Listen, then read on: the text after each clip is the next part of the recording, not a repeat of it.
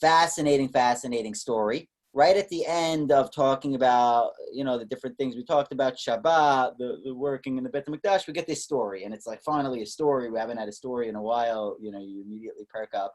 It's not such a happy story.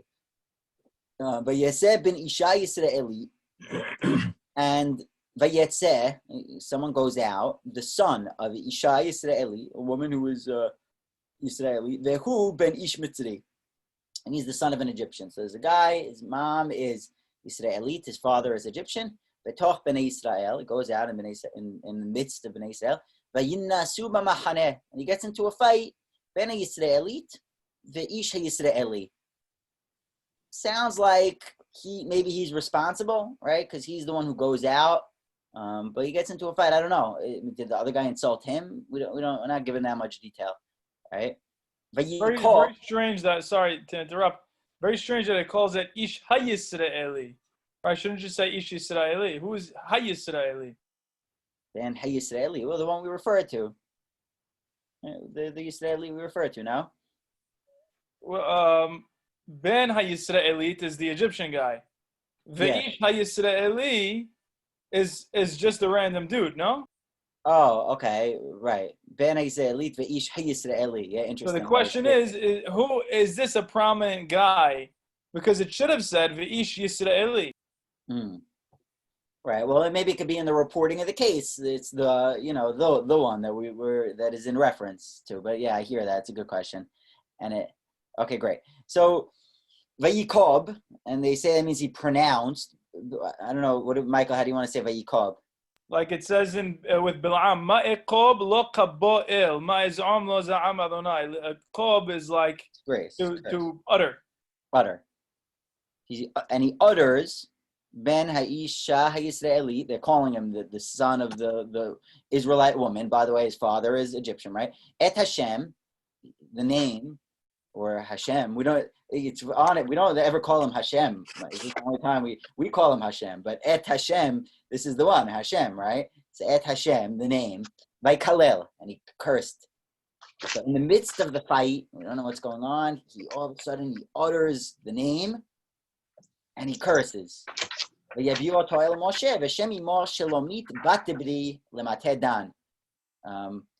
what do you guys make of the name? Shalomit bat Dibri. Now we finally get the mother's name. Anyone have anything on the name? Shalomit bat Dibri lemateh dan. Peace, the daughter of words. Right. Peace, the daughter of words. So it's clearly a relevant story because this is a story about words, right? He says the bad words. He said something, right? Okay. And he's peace, the daughter of word. And Mateh Dan, we could talk a little bit about Dan, right? Because that might be relevant. Why from Dan, right? Okay.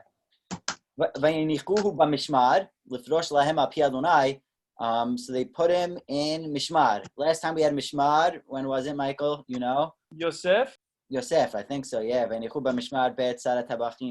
So Yosef gets put there. He's in holding until they could try him. They don't know what to. They have to ask God what to do with him. This is like the fourth. I know a couple of other times where they had to ask God. They didn't know the halacha outright. They were a little confused, right? Who knows any of the cases besides for Michael? Then we'll open it up to Michael. They used to do this to me when I was in school also, So yeah, I didn't compliment. Anyone? Next time I'll open it directly for Michael. Times when we don't know the halacha, we have to ask God about it. We have to consult. Was it something with the Urim V'Tumim? No. Maybe they would say that they consulted it through the Urim V'Tumim. Maybe that's how they consulted it, right? That's what they would say. They press the buttons and the light up pattern. Steve turns his camera on. It looks like he's ready to jump in right now. You might have to roll one of them. Wasn't there a thing where a hand of God came down to answer like a question once, like for the rabbis or something like that? Or am I way off? That might be in the Gemara. Ganur Aknai. Yeah, in the Gemara that happens. Right. Bad call comes there also. Right. Pesach Sheni, Samantha Shabbat says, so she knows, right? They come down, they didn't know what to do. Laman Gara, he says, he has to let me ask God. Good. And now, Michael, you could jump in. Go ahead. Yeah, I would say Mekoshesh Etzim. Which is similar story to this one, it seems like, right? Okay. There's another one. Sarah, when he doesn't know what to do about sending away Ishmael. He doesn't ask though. God just jumps in. But fine. But that's good. But good, Michael. Go ahead. But since Moshe, yeah. Was the other one? I'm thinking the Silav, but I think what's the other one? I'm forgetting. They're not Selochad. Oh yes, of course. They're not Selochad, right? They don't know what to do. They go ask God what to do. Fine, beautiful. So fine. So I don't know if there's any similarities with those stories. We put them out there. It's just fun trivia. But we'll sorry. They say Lama Yigara Shem Avinu, just like it's Lama Nigara. In those two cases, their length. Nice. So those two cases we're asked to look at them together. Okay, sorry. Where are we? Okay. So Vaydaber Adonai Moshe lemor. See, God spoke. Hotze etam kalel. The hotze matches Vayetze, right? Vayetze ben ish Yisraeli. Hotze el michutz lamachaneh. He goes into the machaneh now. Yeah, b'machaneh. Okay. El michutz. So he was in the machaneh, taken out of the machaneh. He walked in, right? And anyway, this man is this Egyptian, right? So there's already that he joined the machaneh, right? Him coming into the machaneh, him going out of the machaneh. And everyone who heard will put their hands on his head. So it sounds like they maybe like when they put it on the azazel, right? They put the hands on it. Yeah, so same thing here. So it's like a vidui, and then stone him to death. So they perform that ritual to him on him. And Ve'el b'nei Yisrael tedaber lomar ish ki kalelu haben asah cheto, and anyone who blasphemes his God will have the same punishment will go to you. If you curse God, this is the capital punishment, right? And even v'nokeb shem Adonai mochumat, even if you utter it, even then you get stolen. Kager kaizrach. Doesn't matter if you're a ged or an ezrach. That's going to be relevant, I think. Shem yumat. You utter it, you're done. So my reaction right away is a moral protest. I don't like this story at all. I don't know what to make of it. First of all, okay, he cursed God. What does he mean he cursed God? I don't understand. Did he say I hate God? What did he say? God is evil. I don't know. I didn't say the F word, right? What did he say? Yeah, okay, he said it. We say freedom of speech. We don't kill anyone for saying anything. No matter what you say, you could say F the president and you wouldn't get killed. Maybe saying that about God is worse, but right, you could say whatever you want. You could say there is no God. You killed God. I am God. No one's killing you, right? So right away, I feel intense protest personally. It could be a limitation that I know. Like I said in the beginning of the class, I want to point out where my intuition goes in the face, and we'll raise the questions, and we could try to dig down and understand what the Torah is trying to get at. And then also, like the details of the story. He's a Mitzri guy. Why is it relevant that he's half Egyptian? We should feel bad for him. He was a half Egyptian. What's going on? Was the fight his fault? He didn't utter it. It's not like he's Korach. Korach went out and yelled and tried to usurp. This guy was in the middle of a fight when he said it. That seems like that would exculpate. Is that the right word? I don't know. It would make him innocent. So that was another question that I had. So some of the details, why don't they know what to do? They have to consult about it. I have so many questions about it. If you want to give me some ideas that you have, we could look at them and then we'll continue, because I think we're not done yet with the story, and maybe we'll find answers as we go.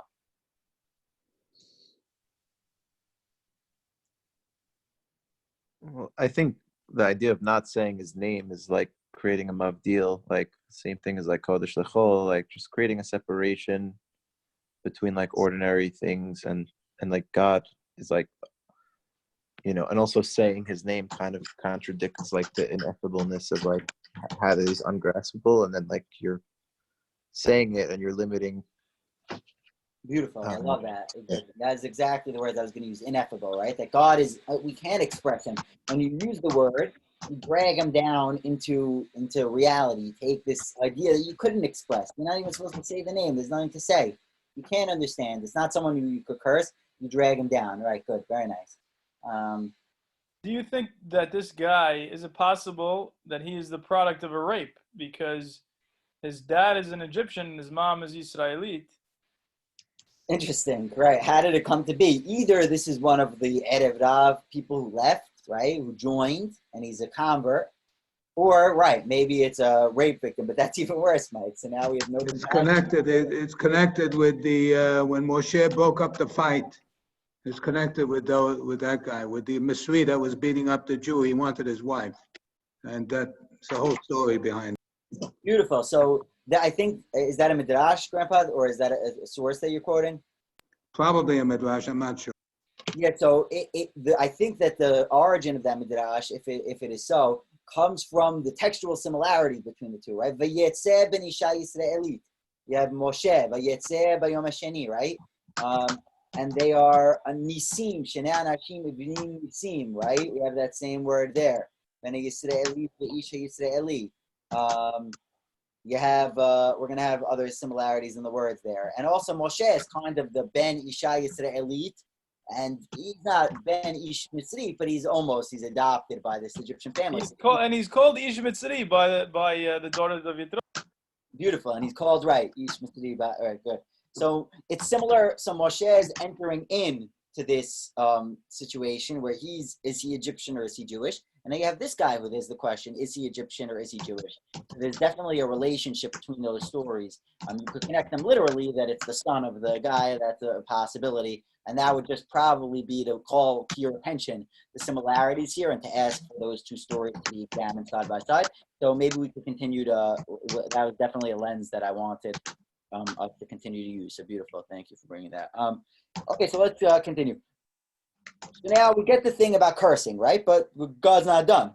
He's going to pronounce more law right now. And if you kill anyone, you also get killed.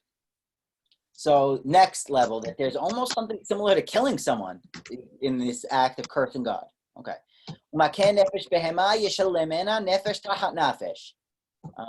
And if you kill an animal, right, then you have to pay. You have to pay the amount, the nefesh tachat the nefesh. You pay, you kill, you pay. And if you give a mum, whatever you do to him gets done to you. So this is the sheber tachat sheber, fracture for fracture, ayin tachat ayin, eye for an eye, shen tachat shen. So if we get three laws, kill a man, you get killed. Kill an animal, you pay. Do injury to a man, we do in proportion to you, to what you did to him, right? We know that the rabbis don't take this literally, but it seems quite literal to me. And then in case an envelope structure, and by the way, in case you had forgotten what I just said, if you kill an animal, you pay for it. If you kill a man, then you get killed. And then one more, we'll finish. And that also starts in the beginning. All right, so there's a lot to work with there. I mean, what's going on with the killing man? What's the story with the killing the animal? Why does it say shevet tachat shevet, ayin tachat ayin, if that's not literally what we do? What's with the ger, ezrach? What's the relationship to the story that we just said?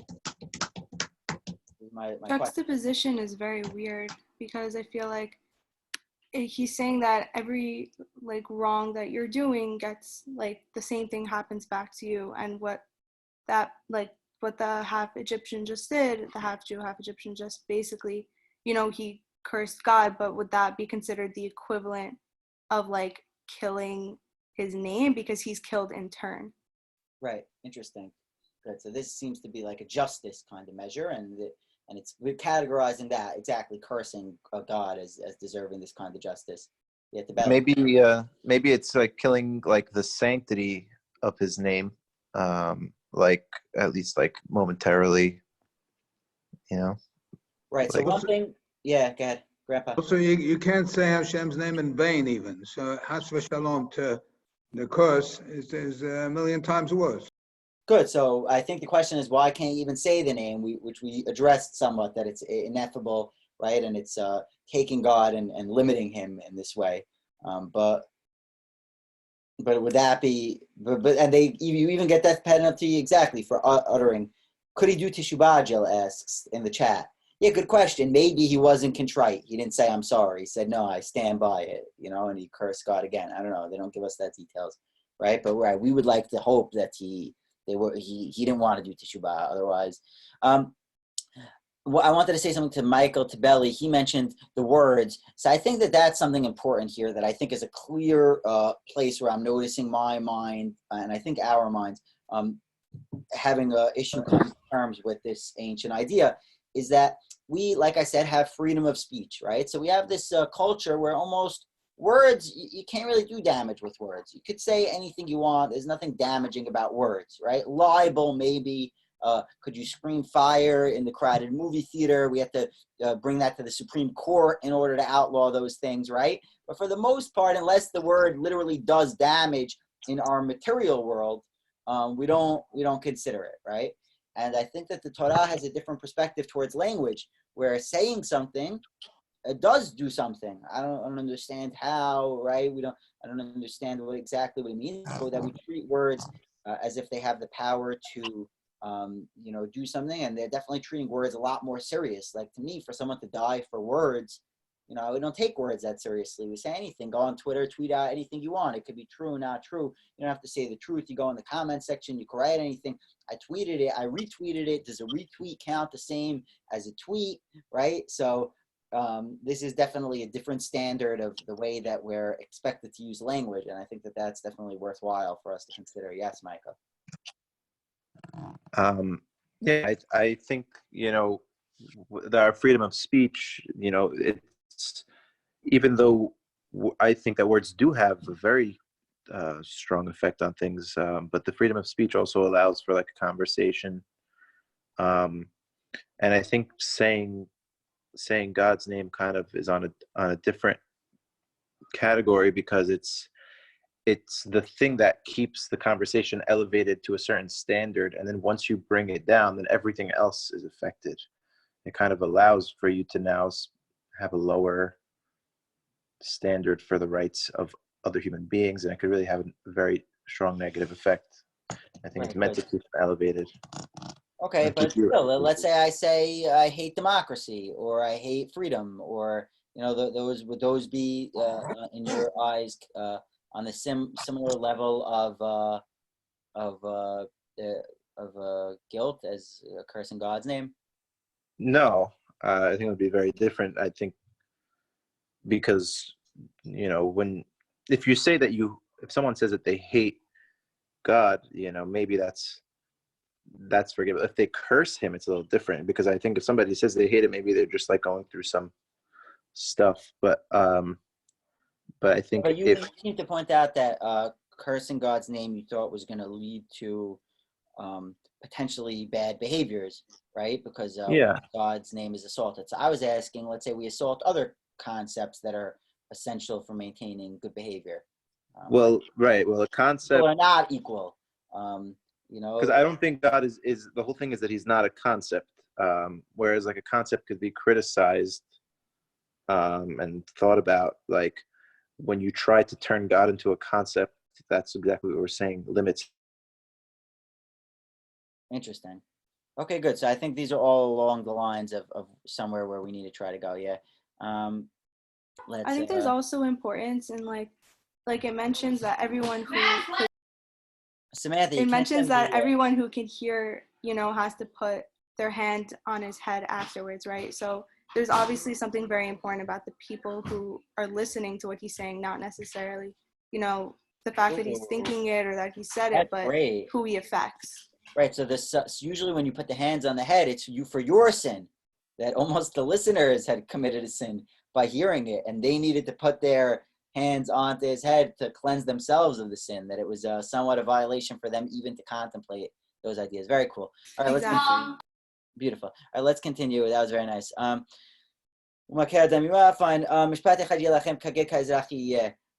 וידבר משה בני ישראל ויוציאו אותם כליל וידגמו אותו אבן בני ישראל עשו כאשר ציווה אדוני את משה. They stone him.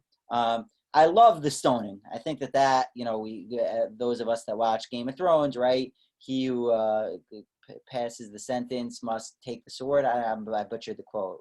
Who has the quote? Anyone for me? swing the sword. Must swing the sword. Yeah. He who passes the sentence should swing the sword. Should swing the sword. So if you're gonna kill this guy, don't put him in euthanasia him in the hospital, sterilize him, no one watches. No, you take the take. You saw it. It's bad. We think that this is bad. This is worthy of the death penalty. We have to kill him together. Wild. That I think is interesting and worth pondering. I have a question. Go ahead. So it said earlier, it said like the whole community has to stone them, like the whole community. What does that mean? Like everyone has to gather stones and. Yeah, I don't know how many exactly people, if they only appoint. Let's say Steve wants to get in, he wasn't appointed. Right. He got to start throwing the stones. I don't know. I was also wondering, like.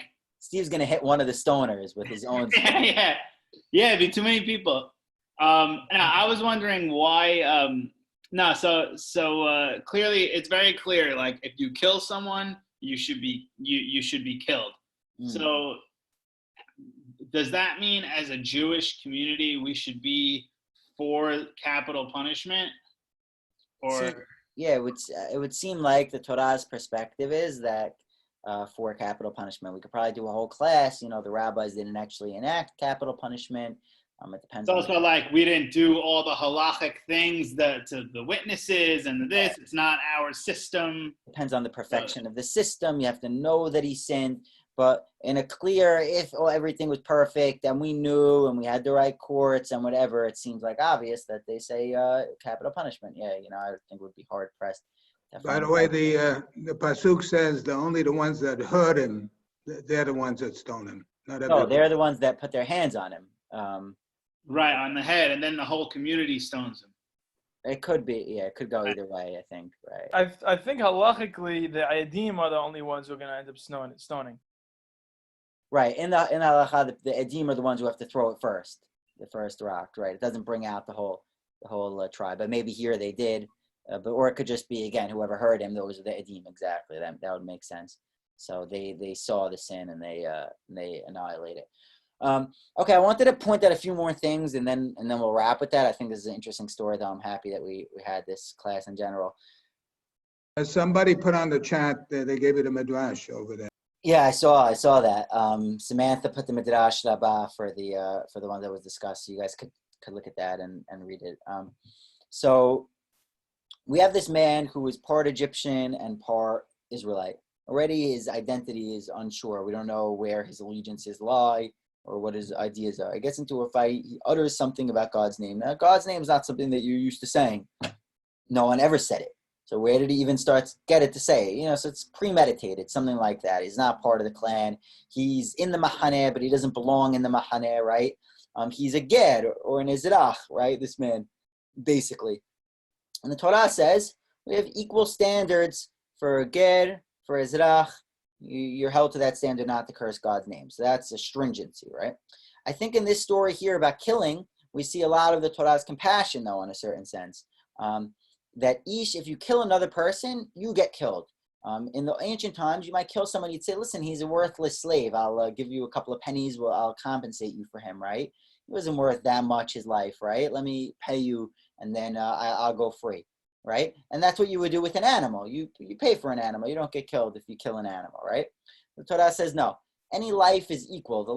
The rich man's eye and the poor man's eye are equivalent eyes, right? We poke them out. You poked his eye. There's no deliberation. Eye for an eye, saying all man is equal. The Ger, the Ezrach, any of them. You kill them, you held to that standard. And same thing for this Egyptian in God's tribe. I think like Michael was trying to say, there's, first of all, two things. There's a power of words that we don't ordinarily appreciate. And I think we should all ponder that and think about the power of words. And I think that there's something undermining going on here about the cursing God, right? That there's something about God and we have to ponder it and understand that you curse God. That means, basically that means that the universe is, you're saying that the universe is evil. This is going to lead to immoral types of behaviors like Michael was trying to point out. And that's why I think we get these stories of killing right after to say, this is the behavior that would come next, by the way. This is who this guy is in bed with, the God curser. That's interesting. And then we have the capital punishment, which is nice. I also think with the Kohen, we're talking about, just to tie it back to the beginning, we're talking about the Kohanim, and I didn't raise this question, but are a specified lineage, right? That you're only a Kohen if you're born to a certain family. So I think there's some parallels there to what's going on here, in that it's a question of lineage and a question of allegiance. And I again agree with that we should explore that midrash further and think a little bit more about the similarities between this story and the story of Moshe. Both of them in the Machaneh, one an agent of justice and an agent of God, and one in the Machaneh who's starting fights and trying to, when they ask him why he got into a fight, he tries to call into question the basics of our morality. Maybe there's no need to be moral or ethical. There is no God, or God is evil and so man is evil, or whatever version that means, which is hard to understand. And the similarities between those stories are very interesting, I think. I have a little bit of a thought about it. It's that when the Egyptian was hitting the Jew, maybe it's implying like, clearly there's no. It's like forgetting that there's God. It's almost like if you're hitting a person, that means that you don't think there's God, because obviously you're ignoring what he would want you to do. So then someone who, that might be a relationship between those two things. Right, and in that case, Moshe was the agent, right? So the Mitzri killed the Jew, and what does Moshe do? Kills the Egyptian. Follows he's God's agent, right? The eye for the eye, the nefesh for nefesh. Cool. All right, good stuff, guys. Thank you so much for joining me. I enjoy seeing you guys every week so much. I really appreciate you taking the time out, and hopefully we will see you guys more soon. All right. Thank you. Thanks so much, bro. Don't forget to say the Omer. Oh, let's say it on Thank now. you. Did you say it already?